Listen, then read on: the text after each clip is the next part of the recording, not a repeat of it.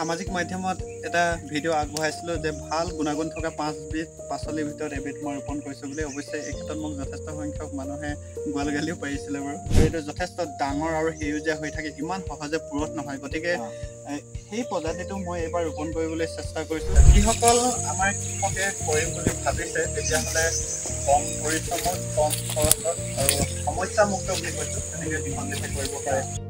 মই পংকজ ঠাকুৰ, আপোনালোকে চাই আছে কৃষি জাগৰণ। সকলোসকল আজি মই উপস্থিত আছোঁ তিনিচুকীয়া জিলাৰ বেংগলীস্থিত ধনিয়াম চিত্ৰা কৃষি ফাৰ্মত। কেইদিনমান আগতে তেখেতে সামাজিক মাধ্যমত এটা ভিডিঅ' পষ্ট কৰিছিলে। পষ্টটোত তেওঁ কৰিছিলে যে তেওঁ 5বিধ উচ্চ গুণাগুণযুক্ত 5বিধ শস্যৰ ভিতৰত এবিধ তেওঁ কৰিছোঁ বুলি কৈছিলে। আৰু সেই তেওঁ কিনো কৰিছে সেই বিষয়ে আমি জানিবলৈ আজি তেওঁৰ ওচৰত উপস্থিত হৈছে আৰু তেওঁৰ পৰা এই বিষয়ে আমি জানিবলৈ চেষ্টা কৰিম।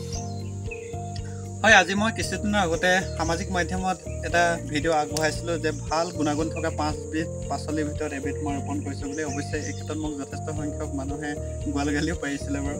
কিন্তু পৰৱৰ্তী সময়ত তাৰমানে কি তথ্যখিনি যোগান ধৰিম বুলি কৈছিলোঁ। আচলতে মোৰ এটা কথা, মই প্ৰায়বিলাক কামেই যিহেতু পৰীক্ষামূলকভাৱে কৰোঁ বুলি কৈছোঁ, গতিকে সঠিক ফলাফল নোপোৱাৰ আগতে কেতিয়াও সেই তথ্যখিনি আনক দিয়া নহয়।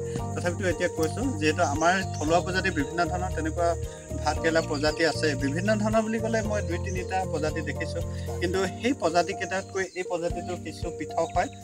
প্ৰায়বিলাক মোৰ শুভাকাংক্ষীয়ে কৈছে কাৰণে কৈছোঁ।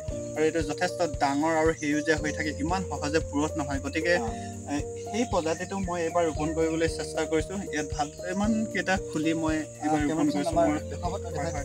এজন শুভাকাংক্ষীয়ে দিছে আৰু আশা ৰাখিছোঁ পৰৱৰ্তী সময়ত এই প্ৰজাতি ভাতকেৰেলা মই কিছু বহল ভিত্তিত কৰিম।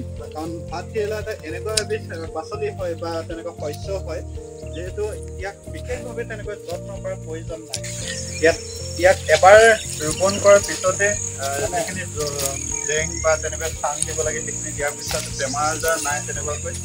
সেইটো কাৰণে যিসকল আমাৰ কৃষকে কৰিম বুলি ভাবিছে তেতিয়াহ'লে কম পৰিশ্ৰমত, কম খৰচত আৰু সমস্যামুক্ত বুলি কৈছোঁ তেনেকৈ বিসন্দেহে কৰিব পাৰে।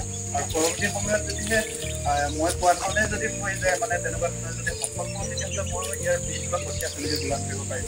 আমাৰতো ভাতকেৰেলা এবাৰ ৰোৱাৰ পিছতে আমি গাঁৱত দেখোঁ ভাতকেৰেলা এবাৰ ৰোৱাৰ পিছতে হয়তো খৰচ পৰি নাযায় আৰু হয়, নাযায় এইবিলাক তেনেকৈ হয়, কিন্তু তাতকৈ ইয়াৰ উৎপাদন বেছি হ'ব। আৰু আমি জানো যে আমি এটা আমাৰ গাঁওবিলাকত বহুত ওলায়, কিছুমান লাগে আৰু কিছুমান ক্ষেত্ৰত নালাগে। ইয়াৰ কাৰণটো আপুনি কি ভাবে? সেইটো মাটি গুণাগুণ হ'ব পাৰে তাত থলুৱা প্ৰজাতি। বিশেষকৈ ক'বলৈ গ'লে ভাতকেৰেলাটো বনৰীয়া হাবিটোও গজি থাকে। গতিকে হ'লেও মাটিৰ গুণাগুণ যদি সময়ত মানে কমি গৈ থাকে, গতিকে অকণ যত্ন ল'বলগীয়া হয়। পানী যোগান ধৰিব লাগে আগতীয়াকৈ খৰাং ছিজনত। তাৰপিছত গুড়িত অলপ চাফ চিকুণ কৰি জেং জাবৰ দি গুড়িত পচন সাৰ অলপ চপাই দিলে উৎপাদন সঠিকভাৱে পোৱা যায়। ঠিক আছে।